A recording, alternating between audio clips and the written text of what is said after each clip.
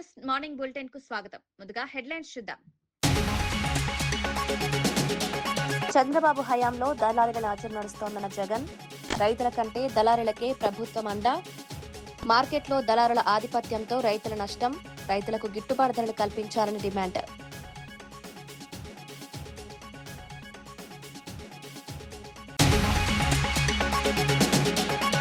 దేశ విద్యా వ్యవస్థ నిర్వీర్యమైందన్న రాహుల్ గాంధీ, పేపర్ లీకేజ్లతో విద్యార్థుల భవిష్యత్తు ప్రమాదం, విద్యా వ్యవస్థలో సమూల మార్పులు తీసుకురావాలని డిమాండ్, పేపర్ లీకేజ్లపై కఠిన చట్టాలు.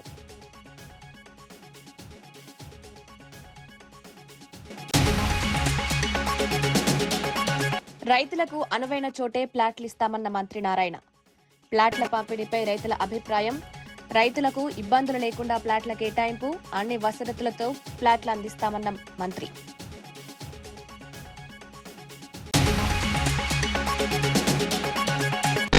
బీసీల సంక్షేమానికి చంద్రబాబు పెద్దపీట వేస్తున్నారన్న బాలాజీ, బీసీల అభివృద్ధికి కూటమికి ప్రభుత్వం కట్టుబాటు, మరిన్ని అవకాశాలు కల్పిస్తామన్న నూకసాని బాలాజీ, బీసీల సంక్షేమమే ప్రభుత్వ ప్రధాన లక్ష్యం.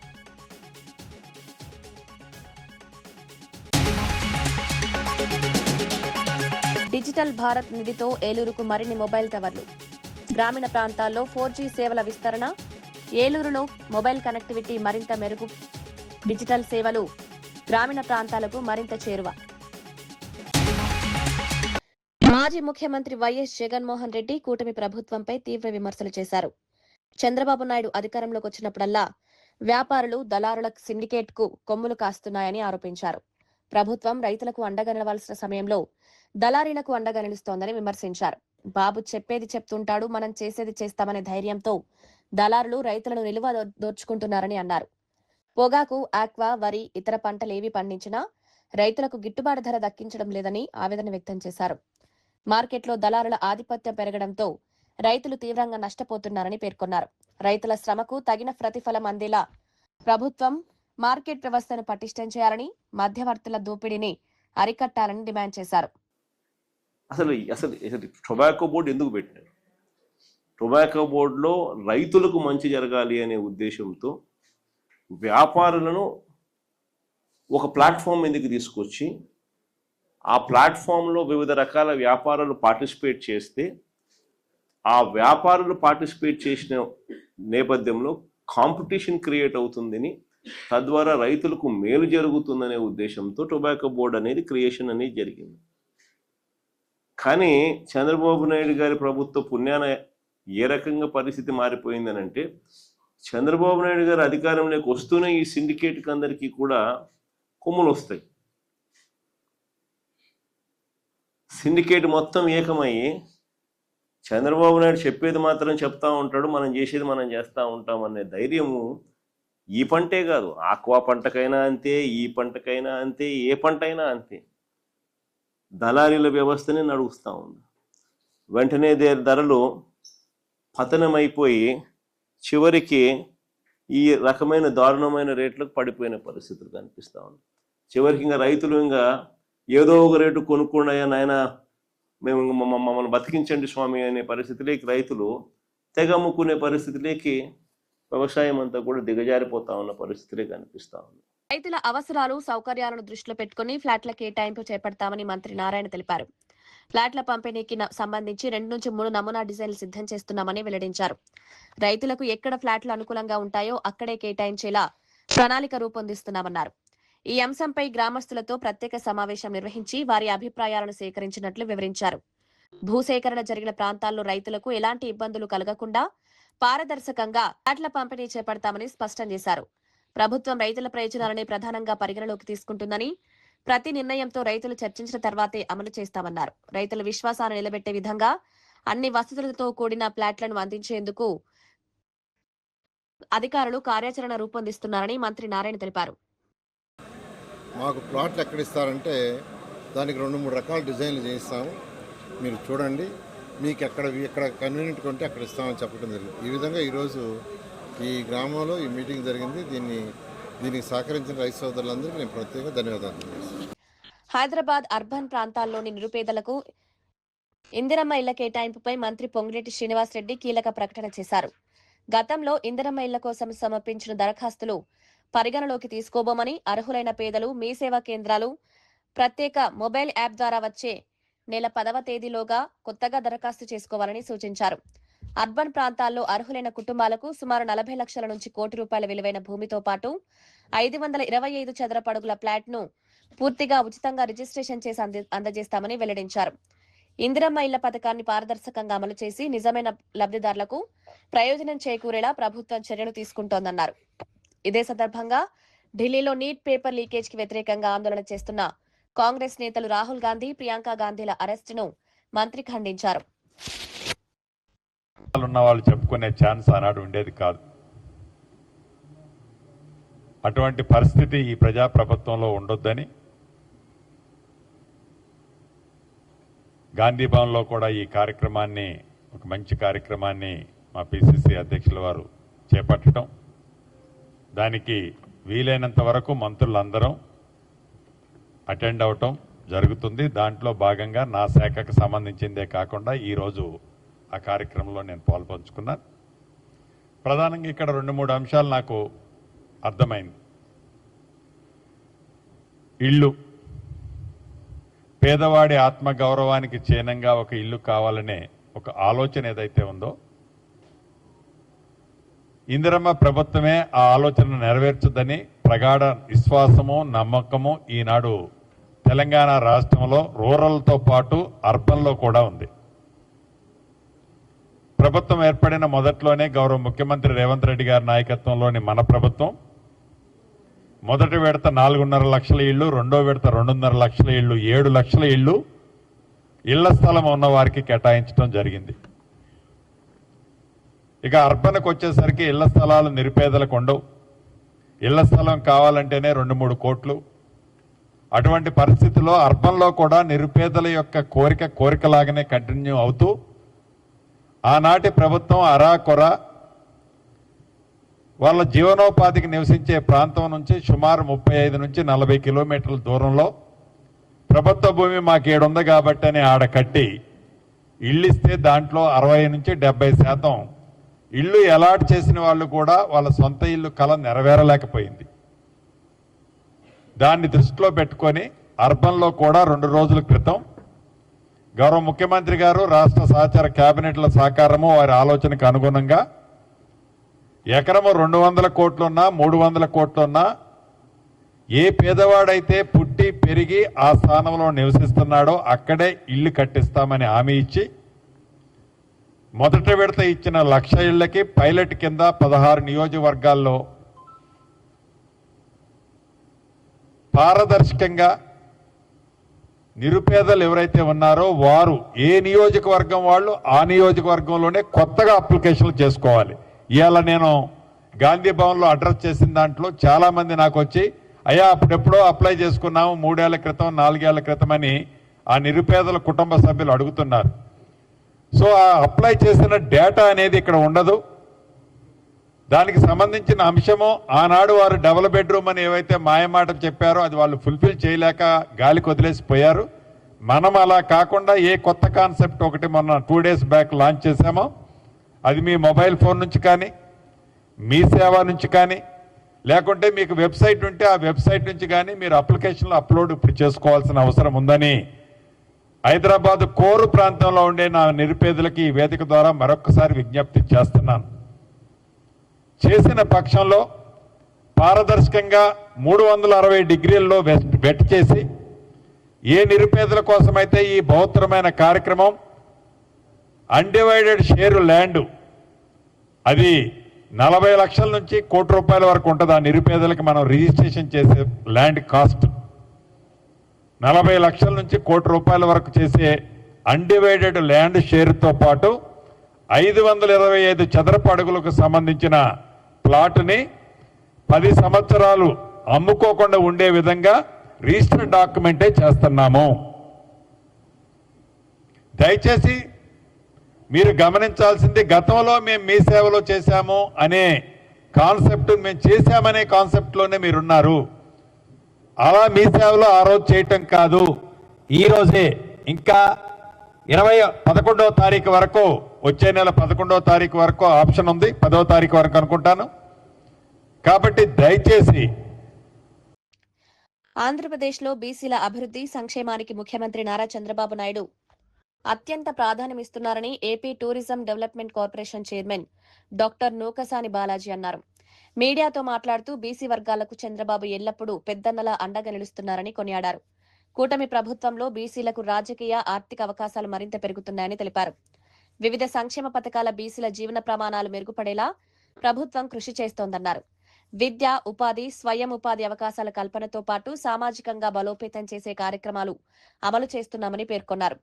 రాష్ట్ర అభివృద్ధిలో బీసీల భాగస్వామ్యాన్ని మరింత పెంచే దిశగా ప్రభుత్వం పనిచేస్తోందని, అన్ని వర్గాలకు సమాన అవకాశాలు కల్పించడమే కూటమి ప్రభుత్వ లక్ష్యమని నూకసాని బాలాజీ స్పష్టం చేశారు. ఈ క్రీడా రంగం చెస్లో కూడా, ఎందుకంటే చెస్ అనేది ఒక నైపుణ్యానికి లేదా ఒక క్వాలిటీకి లేదా ఒక ఈ ఐక్యూకి, ఎఫిషియన్సీకి సంబంధించినటువంటి చెస్ను కూడా అది గురుకుల పాఠశాలలో ప్రవేశపెట్టి తద్వారా వారికి కావలసినటువంటి మానసిక ఒత్తిడిని కూడా జయించి సమాజంలో ఉన్నటువంటి రుగ్మతులు, ఒత్తిళ్ళు ఏదైతే ఉన్నాయో అవన్నీ పిల్లల మీద పడకుండా పిల్లలు సృజనాత్మకంగా ఆలోచించే విధంగా ఉండటానికి చెస్ను కూడా ప్రవేశపెట్టి ఆ మేరకు చెస్ అకాడమీతో, ఏపీ చెస్ అకాడమీతో కూడా ఎంఓయూ చేసుకోవడం జరిగింది కూడా అని తెలియజేస్తున్నాను. తల్లికి వందనం ఇవాళ రాష్ట్ర ప్రభుత్వం గత వైఎస్ఆర్ కాంగ్రెస్ పార్టీ కాదు అది గొడ్డల పార్టీ హామీ ఇచ్చే ఎన్నికల్లో తల్లికి వందనం ఎంతమంది బిడ్డలుంటే అంతమందికి ఇస్తానని చెప్పి తూచి ఇది కాదని చెప్పి మరలా ఒక్కరికి అందజేస్తే గౌరవ ముఖ్యమంత్రి చంద్రబాబు నాయుడు గారు ఎన్నికల్లో ఇచ్చిన ఆమె ఎంతమంది పిల్లలుంటే అంతమందికి తల్లికి వందనం ఇస్తామని, లేదా 10 లక్షల కోట్ల పైచిలుకు జగన్మోహన్ రెడ్డి గారు అప్పులు మయంగా చేసిపోతే ఈ రాష్ట్రాన్ని తన అవసరాల కోసం విలాసవంతంగా మీరు చూస్తే రిషికొండలో ఆయన విలాసవంతమైన జీవితానికి ఉండటానికి 500 కోట్ల రూపాయలు ఖర్చు పెట్టారు. దాని నుండి రిసార్ట్స్, హోటల్స్ని ధ్వంసం చేసి సుమారు 1000 కోట్ల రూపాయలు దుర్వినియోగించిన జగన్మోహన్ రెడ్డి అదేవిధంగా తల్లికి వందనం ఇస్తానని ఎగనామం పెట్టి ఒకరికి ఇస్తే గౌరవ ముఖ్యమంత్రి చంద్రబాబు నాయుడు గారు ఇవాళ 67.27 లక్షల మందికి 65,000 కోట్ల రూపాయలు తల్లికి వందనం ఇస్తున్నారు. ఈరోజు కూడా తల్లికి వందనాన్ని 67.27 లక్షల మందికి 65,000 కోట్ల రూపాయలు రిలీజ్ చేసి ఆ బిడ్డలకి అండగా ఉన్నటువంటి పరిస్థితి. ఎంతమంది బిడ్డలున్నా, ఒక కుటుంబంలో అయితే 12 మంది ఏదో ఉన్నారు, వాళ్ళకు కూడా ఈ 15,000 రూపాయలు అందజేసినటువంటి పరిస్థితి. దీంట్లో ప్రధానంగా 65,000 కోట్లు ఏదైతే ఇస్తున్నామో, 67.27 లక్షల మందికి అందిస్తున్నామో దాంట్లో 50% మా బీసీ బిడ్డలు, బీసీ తల్లులు అందుకుంటున్నారనే విషయం కూడా తెలియజేస్తున్నాను. ఇది చాలా సంతోషం. సమాజంలో ఉండే 50% బీసీలు కూడా వీళ్ళ విద్య ద్వారా రాకపోయి, విద్య లేకపోయి ఉంటే అవకాశాలు రావు. విద్యలో కూడా బీసీలను ముందుకు తీసుకెళ్తాం కాబట్టి ఈ ప్రభుత్వం తద్వారా ఇవాళ 65,000 కోట్లు సుమారు 35,000 కోట్ల రూపాయలు బీసీలు అందుకుంటున్నారు. 67.27 లక్షల్లో 37 లక్షల మంది బీసీలు ఈ పథకాన్ని అందుకుంటున్న విషయాన్ని రాష్ట్ర ప్రజలు గమనించాలి. ప్రత్యేకించి బడుగు బలహీన వర్గాల సోదరులు ఈ యొక్క విషయాన్ని ఆకలింపు చేసుకోవాలి, అర్థం చేసుకోవాలి. ఈ ప్రభుత్వం బీసీల కోసం చేసే కృషిని దృష్టిలో పెట్టుకోవాలని కూడా నేను ప్రత్యేకించి బలహీన వర్గాల సోదరులకి, తల్లిదండ్రులకి ఒక విజ్ఞప్తి చేస్తున్నాను. వారికి విద్యా మిత్ర కిట్లు కూడా అందజేస్తున్నాం. అదేవిధంగా ఈ గురుకుల పాఠశాల ఏదైతే ఉన్నాయో వాటిని కూడా జూనియర్ కాలేజీలుగా అప్గ్రేడ్ చేసేసాం. 26-27లో 6 పాసమైలారం పారిశ్రామిక ప్రాంతంలోని బ్రిస్లరీ పరిశ్రమలో సమ్మె చేస్తున్న కార్మికులకు సిఐటియు రాష్ట్ర అధ్యక్షుడు చుక్కరాములు సంఘీభావం ప్రకటించారు. గత 42 రోజులుగా కొనసాగుతున్న సమ్మెలో పాల్గొంటున్న కార్మికులకు బియ్యం, నిత్యావసర సరుకులు అందజేశారు. చట్టవిరుద్ధంగా తొలగించిన కార్మికులను యాజమాన్యం వెంటనే విధుల్లోకి తీసుకోవాలని డిమాండ్ చేశారు. పరిశ్రమల్లో ఉత్పత్తి కార్మికుల శ్రమతోనే సాధ్యమవుతుందని, వారి హక్కులను కాపాడాల్సిన బాధ్యత యాజమాన్యంపై ఉందన్నారు. కార్మికుల న్యాయమైన డిమాండ్లను పట్టించుకోకుండా మొండి వైఖరి ప్రదర్శించడం సరికాదని హెచ్చరించారు. చర్చల ద్వారా సమస్యలను పరిష్కరించాలని, లేకపోతే రాష్ట్ర వ్యాప్తంగా ఉద్యమాన్ని మరింత ఉధృతం చేస్తామని స్పష్టం చేశారు. ఇవాళ సేవా రంగాలైనా, ఉత్పత్తి రంగాలైనా ఈ సమాజం మనుగడ సాధిస్తున్నామనంటే అది కార్మికుల యొక్క శ్రమశక్తి ద్వారానే ఈ సమాజం ముందుకు పోయేటువంటి పరిస్థితి ఉంది. మరి ఇట్లాంటి కార్మికుల యొక్క శ్రమను యాజమాన్యాలు వాడుకుంటున్న సందర్భంలో ఏ పద్ధతులు అవలంబించాలో మనకు కొన్ని చట్టాలు ఉన్నాయి. బ్రిటిష్ కాలం నుంచి కూడా కొట్లాడి మనం ట్రేడ్ యూనియన్ యాక్ట్ తెచ్చుకున్నాం. 1926 సంవత్సరంలోనే బ్రిటిష్ ప్రభుత్వం ఉన్న రోజుల్లో బ్రిటిష్ పాలకులకు వ్యతిరేకంగా ఆనాడు కార్మిక వర్గం కొట్లాడి సంఘం పెట్టుకునేటువంటి హక్కు సాధించుకున్నాం. ఇవాళ అదే 1926 ట్రేడ్ యూనియన్ చట్టం ప్రకారంగా ఈ బిస్లరీలో ఉన్నటువంటి కార్మికులు లేబర్ కమిషనర్ దగ్గర మరి సంఘం పెట్టుకొని సర్టిఫికేట్ తెచ్చుకున్నారు. ఇది చట్టబద్ధంగా జరిగిన పనే కదా. ఈ దేశంలో ఒక ట్రేడ్ యూనియన్ చట్టం ఉంది. ఆ చట్టం ప్రకారంగానే అధికారి మా యూనియన్ రిజిస్ట్రేషన్ చేసి ఇది చట్టబద్ధమైన యూనియన్ అని చెప్పేసి మాకు సర్టిఫికేట్ వచ్చింది. మరి ఇది మేనేజ్మెంట్కి ఇచ్చాం. ఇక్కడ ఉండేటువంటి శాంతి భద్రతలు చూడాల్సినటువంటి పోలీస్ అధికారులకు కూడా అయ్యా మా కంపెనీలో ట్రేడ్ యూనియన్ యాక్ట్ ప్రకారమే ఇక్కడ యూనియన్ ఉంది అని చెప్పేసి కాపీలు కూడా అందరికీ మనం ఇచ్చాం. అట్లాగే లేబర్ కమిషనర్ కూడా కాపీ పంపించాం. అంతా చట్టబద్ధంగానే ఇక్కడ వ్యవహారం జరుగుతూ ఉంది. మరి మేనేజ్మెంట్కి ఏం కోపం వచ్చిందో మాకు అర్థమైతలేదు. యూనియన్ను పిలిచి మాట్లాడుకోవాలి. మీ సమస్యలు ఏమున్నాయి, ఎట్లా పరిష్కారం చేద్దామని చెప్పేసి మాట్లాడుకోవాలి. కంపెనీ నడవాలంటే కేవలం పెట్టుబడి పెట్టినంత మాత్రాన నీ కంపెనీ నడవదు. కార్మికులు కూడా కష్టపడి పనిచేస్తేనే కంపెనీ నడుస్తుంది. మరి ఆ కష్టపడి పనిచేసే వాళ్ళ ప్రతినిధులు ఇప్పటిదాకా ప్రతినిధులు లేరు మాట్లాడడానికి. అందరితోటి మాట్లాడే అవకాశం లేదు. అందుకే చట్టబద్ధంగా కొంతమంది ప్రతినిధులను పంపించే హక్కు మాకు వచ్చింది. మరి వాళ్ళని పిలిచి మాట్లాడుకొని చర్చించుకొని కష్టాలు సుఖాలు నీ సమస్యలు కార్మికుల సమస్యలు అన్ని మాట్లాడాలి. కానీ నేను యూనియన్తో మాట్లాడను. ఇవాళ మా మీద మరి ఇక్కడ ఎవరైతే ప్రతినిధులు ఎన్నికైనరో జనరల్ సెక్రటరీ ఆఫీస్ బేరర్లు మాట్లాడదామని ప్రయత్నం చేస్తే మాట్లాడే సమస్య లేదు అని చెప్పి ఘర్షణకు దిగింది నువ్వు. ఇక్కడ కొట్లాడ పెట్టుకున్నది నువ్వు, మా కార్మికులు కాదు. ఇవాళ మా కార్మికులను ఇవాళ నువ్వు రాచి రంపాన పెడుతున్నావు ఈ మేనేజ్మెంట్ గా. చట్టబద్ధంగా యూనియన్ ఎందుకు గుర్తించవని చెప్పేసి ఇవాళ నేను ఈ మేనేజ్మెంట్ ప్రశ్నిస్తున్నాను. ఇవాళ వీళ్ళు చెప్తున్నారు ఇదే ఇందాక మన వాళ్ళు చెప్పినట్టు నువ్వు చేసే వ్యాపారం నీళ్ళ వ్యాపారం. నీళ్ళు ఏడికెళ్ళి వస్తాయి? ప్రకృతి వనరు. నీరు అనేటువంటిది భూమిలో నుంచి నువ్వు నీరు తీసుకోవడమే, లేకపోతే నదులు డ్యాముల నుంచి నీరు. హైదరాబాద్ అంబర్పేట్ పోలీసులు వరుస బైక్ చోరీలు, దేవాలయాల్లో పంచలోక విగ్రహాల దొంగతనాలకు పాల్పడుతున్న షేక్ సద్దాంను అరెస్ట్ చేశారు. సులభంగా డబ్బు సంపాదించాలనే ఆశతో ఇంటి ముందు పార్క్ చేసిన ద్విచక్ర వాహనాలను లక్ష్యంగా చేసుకోవడంతో పాటు రాత్రి వేళల్లో దేవాలయాల్లోకి ప్రవేశించి పంచలోహ విగ్రహాలను అపహరిస్తున్నట్లు పోలీసులు తెలిపారు. అనుమానాస్పదంగా తిరుగుతున్న నిందితుడిని అదుపులోకి తీసుకుని విచారించగా పలు నేరాలను ఒప్పుకున్నాడని ఏసీపీ జగన్ వెల్లడించారు. అతని వద్ద నుంచి 4 ద్విచక్ర వాహనాలు, 2 పంచలోక విగ్రహాలను స్వాధీనం చేసుకున్నారు. నిందితుడిపై గత నేరాల వివరాలను కూడా పోలీసులు పరిశీలిస్తున్నారు. కాలనీల్లో నివాసితులు, దేవాలయాల కమిటీలు సీసీ కెమెరాలు ఏర్పాటు చేసుకోవడంతో పాటు రాత్రి వేళల్లో భద్రతను మరింత కట్టుదిట్టం చేయాలని సూచించారు. అంబర్పేట ఒకటి, కాచిగూడ ఒకటి, నార్సింగ్ నుంచి బైక్ దొంగతనాలు చేయడం జరిగింది. అట్లాగే గోల్కొండ మీర్ చౌక్ దగ్గరలో టెంపుల్ దొంగతనాలు కూడా చేయడం జరిగింది. టెంపుల్లోకి సంబంధించిన కొన్ని వస్తువులను కూడా అక్కడి నుంచి చిన్న విగ్రహము, ఒక శిలోమం లాంటిది, అట్లాగే ఈ 4 బైక్లను కూడా అతని ద్వారా రికవర్ చేయడం జరిగింది. యాక్చువల్గా అతను వర్ణి మండల్, బోధన్, నిజామాబాద్ డిస్టిక్, అతను జకోరా విలేజ్. అతను ఈ షేక్ సద్దాం అనే వ్యక్తి అక్కడి నుంచి ఇంటి నుంచి వచ్చిన తర్వాత అతను భార్య పిల్లల్ని వదిలేసి ఇంటి దగ్గర నుంచి వచ్చేసేసి ఇక్కడనే తిరుగుతూ ఇక్కడ సెక్యూరిటీ గార్డ్ అయిన తర్వాత సెక్యూరిటీ గార్డ్గా పనిచేస్తూ ఇక్కడ నుంచి ఒక బైక్ దొంగతనం చేసుకొని కాచిగూడలో బైక్ దొంగతనం చేసుకొని ఇక్కడ తెచ్చి పెట్టిన తర్వాత మళ్ళీ ఈ వెహికల్ని తీసుకొని మీర్ చౌక్లో గుడి దొంగతనము, ఆ తర్వాత ఆ వెహికల్ కూడా ఆ ఐటమ్స్ కూడా తెచ్చి ఇక్కడ దాచిపెట్టుకొని తర్వాత మళ్ళీ నార్సింగ్లోకి వెళ్ళి అక్కడ కూడా సెక్యూరిటీ గార్డ్ పనిచేస్తూ అక్కడ ఒక బైక్ దొంగతనము, తర్వాత మన అంబర్పేట్కి వచ్చి మళ్ళీ ఒక బైక్ దొంగతనం చేయడం జరిగింది. మధ్యలో అతను గోల్కొండకు వెళ్ళేసి అక్కడ ఒక టెంపుల్లో కొన్ని ఐటమ్స్ కూడా దొంగతనం చేయడం జరిగింది. ఇప్పుడు మీర్ చౌక్లకు సంబంధించిన టెంపుల్ ఐటమ్స్ ఏవైతే ఉన్నాయో అవి రికవర్ చేయడం జరిగింది. అట్లనే 4 వెహికల్స్ కూడా అతని నుంచి రికవర్ చేయడం జరిగింది. ఇతని నుంచి ఈ 4 బైకులు ప్లస్ ఈ టెంపుల్ దొంగతనాలు క్రైమ్ టీము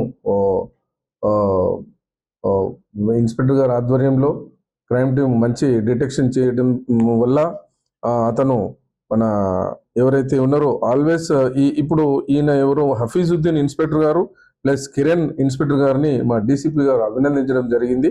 వాళ్ళ యొక్క క్రైమ్ టీము బాగా డిటెక్ట్ చేసి అతను యాక్చువల్గా కూడా సెక్యూరిటీ గార్డ్ పనిచేస్తూ భిక్షగాడిలాగా చైన్ నంబర్ బ్రిడ్జ్ కింద గోల్నాక బ్రిడ్జ్ కింద తిరుగాడుతూ అనుమానాస్పదం ఏమీ అనుమానం లేకుండా ఆ బైకులు తెచ్చిన బైకులు కూడా గోల్కొండ మన గోల్నాక చౌరస్తా దగ్గర గల్లీలో దాచిపెట్టుకోవడం జరిగింది. వాటిని కూడా వాళ్ళు అనుమానాస్పదంగా గుర్తించి తద్వారా రికవర్ చేయడం జరిగింది. ఇప్పుడు appeal to the general public, దయచేసి మీ వెహికల్స్ ఏదైతే ఇంటి ముంగట పార్క్ చేస్తారో అవి జాగ్రత్తగా చూసుకోవాలి. అట్లాగే కాలనీలలో కూడా అందరికీ దయచేసి ఏం చెప్తున్నానంటే సీసీ కెమెరాలు కూడా పెట్టించుకోవాలని చెప్పి తమని విజ్ఞిస్తున్నాం. అట్లాగే ఈ కీస్ కూడా కొన్ని వెహికల్స్ కూడా కీస్ అట్లనే పెట్టేసేసి షాప్లకు అట్లనే లోపలికి అట్లా. డిజిటల్ భారత్ నిధి పథకం ద్వారా గ్రామీణ ప్రాంతాల్లో మొబైల్ కనెక్టివిటీని మెరుగుపరిచేందుకు కేంద్ర ప్రభుత్వం చర్యలు కొనసాగిస్తోందని కేంద్ర సహాయ మంత్రి పెమ్మసాని చంద్రశేఖర్ తెలిపారు. గత 5 ఏళ్లలో ఆంధ్రప్రదేశ్లో 2058 నాలుగో తరం మొబైల్ టవర్లు ఏర్పాటు చేసి 4047 గ్రామాలకు సేవలు అందించినట్లు లోక్సభలో వెల్లడించారు. ఏలూరు జిల్లాలో ఇప్పటికే 56 టవర్ల ద్వారా 65 గ్రామాలకు 4G సేవలు అందుబాటులోకి వచ్చాయన్నారు. గ్రామీణ ప్రాంతాల్లో సిగ్నల్ సమస్యలను పూర్తిగా పరిష్కరించేందుకు మరిన్ని టవర్ల ఏర్పాటు ప్రతిపాదనలు పరిశీలిస్తున్నట్లు తెలిపారు. రహదారుల కొరత, భూకేటాయింపు, అటవీ అనుమతుల కారణంగా కొన్ని పనులు ఆలస్యమవుతున్నాయని రాష్ట్ర ప్రభుత్వంతో సమన్వయం చేసి వాటిని పరిష్కరిస్తామని పేర్కొన్నారు.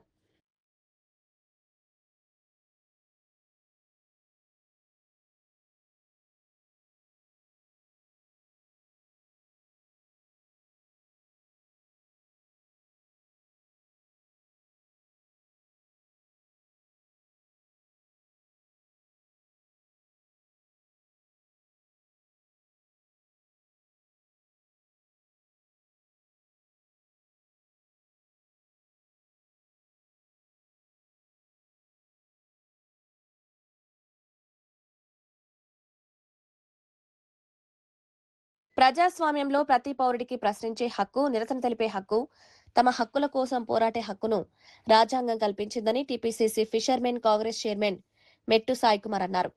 శాంతియుతంగా ఆందోళనలు నిర్వహిస్తున్న వారిపై బీజేపీ నాయకులు కర్రలు, రాళ్లతో దాడులకు పాల్పడడం ప్రజాస్వామ్య విలువలకు విరుద్ధమని విమర్శించారు. ప్రజల గొంతును అణచివేయడం ద్వారా సమస్యలు పరిష్కారం కావన్నారు. ప్రజాస్వామ్యంలో విభిన్న అభిప్రాయాలను గౌరవించడం ప్రతి ప్రభుత్వ బాధ్యత అని పేర్కొన్నారు.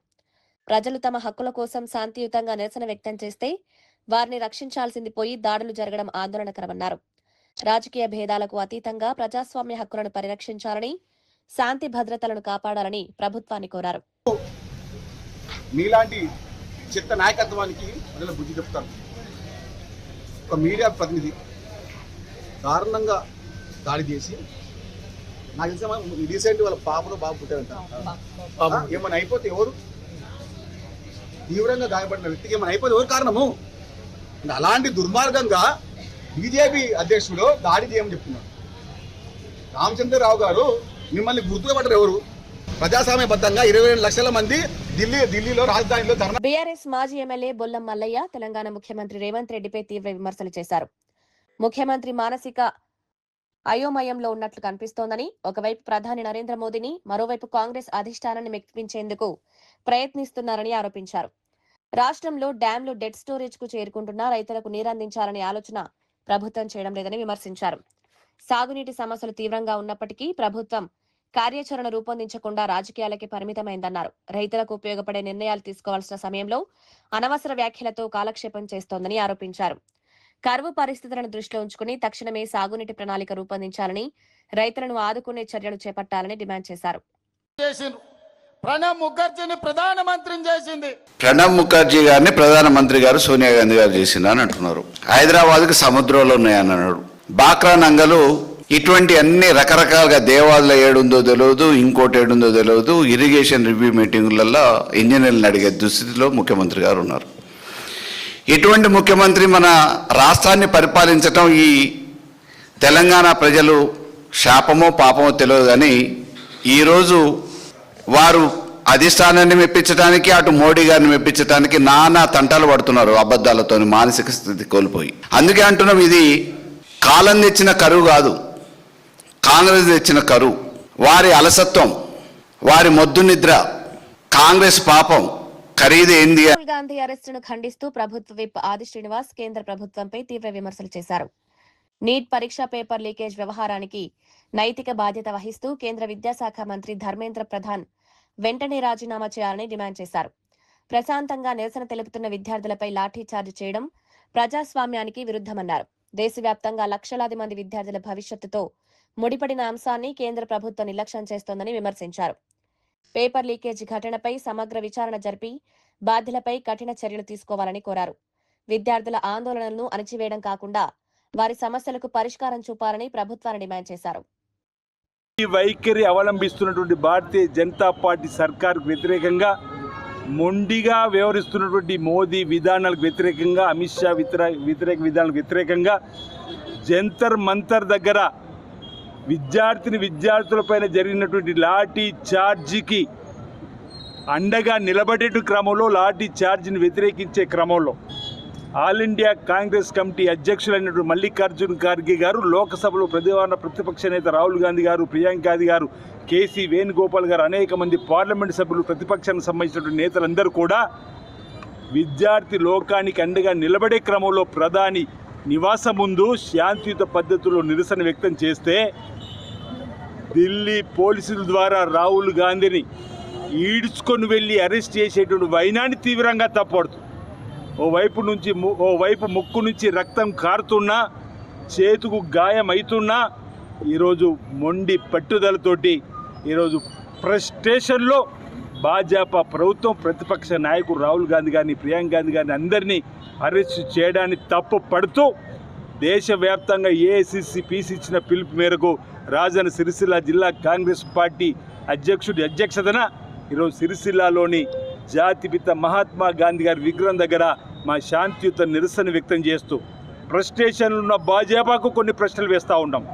ఆప్కా బార్ 400 ఉన్నటువంటి మీ నినాదం మా రాహుల్ గాంధీ గారి పాదయాత్ర వల్ల కన్యాకుమారి నుంచి కాశ్మీర్ వరకు, మణిపూర్ నుంచి ముంబై వరకు ప్రజలను చైతన్యవంతులు చేసిన క్రమంలో మీ ఆప్కా బార్ 400 నినాదం కాస్త 240 అయినటువంటి సందర్భంలో మీరు ఈ కుట్రలు కుతంత్రాలకు తెరలేపి ఈరోజు విద్యార్థి లోకానికి, ఎస్సీ ఎస్టీ బీసీ మైనార్టీ వర్గాలకు అండగా నిలబడేటువంటి మా నేతలు మీరు అరెస్ట్ చేస్తారని చెప్పని, ఓవైపు అరెస్ట్ అయినటువంటి కొడుకును రాహుల్ గాంధీ గారు చూడడానికి శ్రీమతి సోనియా గాంధీ గారు వస్తే దేశంలో యూపీఏ చైర్పర్సన్గా ఈ దేశంలో అనేక మంది పేద ప్రజానికానికి అనేక పథకాలు తీసుకొచ్చినటువంటి, ఉపాధి హామీ పథకం లాంటివి తీసుకొని వచ్చినటువంటి సోనియా గాంధీ గారిని ఈరోజు రాహుల్ గాంధీ గారిని కొడుకును కలవనీయకుండా చేసినటువంటి ఏమైనటువంటి దుశ్చర్య దేశమంతా చూసింది. తస్మాత్ జాగ్రత్త అనే మాట భాజపాకు చెప్తూ భారతీయ జనతా పార్టీ విధి విధానాలను ఎండగడతాం, రైతు లోకానికి అండగా నిలబడతాం, విద్యార్థి లోకానికి, యువత లోకానికి, ఎస్సీ ఎస్టీ బీసీ మైనార్టీ వర్గాలకు అండగా నిలబడుతాం. ప్రాంతీయ తత్వాన్ని ఈరోజు విడదీసి భాషా ప్రయోగ రాష్ట్రాలుగా కూడా విడదీసేటువంటి ప్రయత్నాలు చేస్తూ, మతం పేరిట విడదీసేటువంటి ప్రయత్నం చేస్తూ లబ్ధి పొందాలని చూస్తున్నటువంటి భారతీయ జనతా పార్టీకి కాంగ్రెస్ పార్టీ తప్పనిసరిగా ఎదురొడ్డి నిలబడుతుంది. దేశంలో విద్యా వ్యవస్థ తీవ్ర సంక్షోభంలో ఉందని కాంగ్రెస్ అగ్రనేత రాహుల్ గాంధీ అన్నారు. వరుస పేపర్ లీకేజ్లతో విద్యార్థుల భవిష్యత్తు ప్రమాదంలో పడుతోందని ఆందోళన వ్యక్తం చేశారు. ఎన్డీఏ ప్రభుత్వ హయాంలో 152 పేపర్ లీక్ ఘటనలు జరిగాయని, వాటి ప్రభావంతో సుమారు 7.5 కోట్ల మంది విద్యార్థులు నష్టపోయారని ఆరోపించారు. విద్యార్థులు కష్టపడి చదివి పరీక్షలకు సిద్ధమవుతున్నా ప్రశ్నాపత్రాల లీకేజ్ల వల్ల వారి శ్రమ వృధా అవుతోందన్నారు. భారత విద్యా విధానం నిర్వీర్యమైందని, మధ్యతరగతి కుటుంబాలకు విద్య భారీ ఆర్థిక భారంగా మారిందని విమర్శించారు. విద్యా వ్యవస్థలో పారదర్శకత, విశ్వసనీయతను పునరుద్ధరించే బాధ్యత కేంద్ర ప్రభుత్వంపై ఉందన్నారు.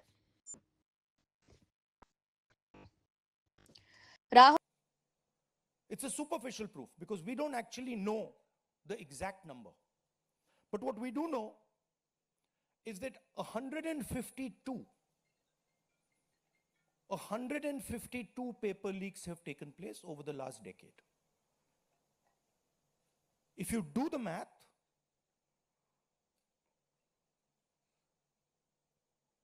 so one a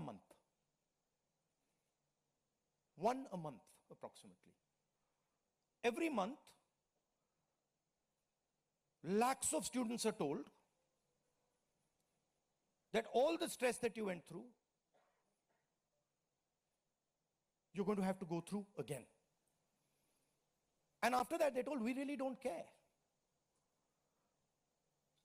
We don't care if there's a re-exam. We don't care how much you have to wait. We don't give a damn.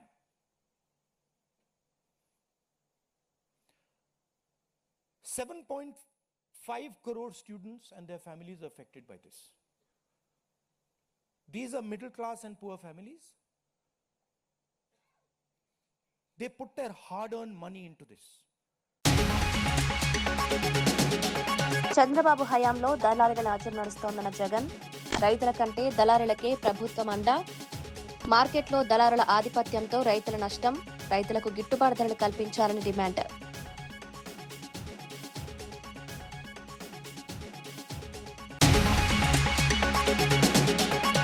దేశ విద్యా వ్యవస్థ నిర్వీర్యమైందన్న రాహుల్ గాంధీ, పేపర్ లీకేజ్లతో విద్యార్థుల భవిష్యత్తు ప్రమాదం, విద్యా వ్యవస్థలో సమూల మార్పులు తీసుకురావాలని డిమాండ్. పేపర్ లీకేజ్లపై కఠిన చట్టాలు.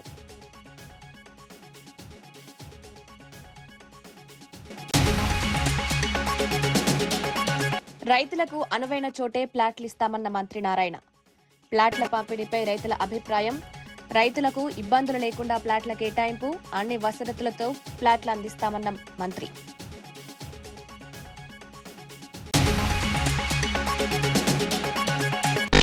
బీసీల సంక్షేమానికి చంద్రబాబు పెద్దపీట వేస్తున్నారన్న బాలాజీ, బీసీల అభివృద్ధికి కూటమికి ప్రభుత్వం కట్టుబాటు, మరిన్ని అవకాశాలు కల్పిస్తామన్న నూకసాని బాలాజీ, బీసీల సంక్షేమమే ప్రభుత్వ ప్రధాన లక్ష్యం.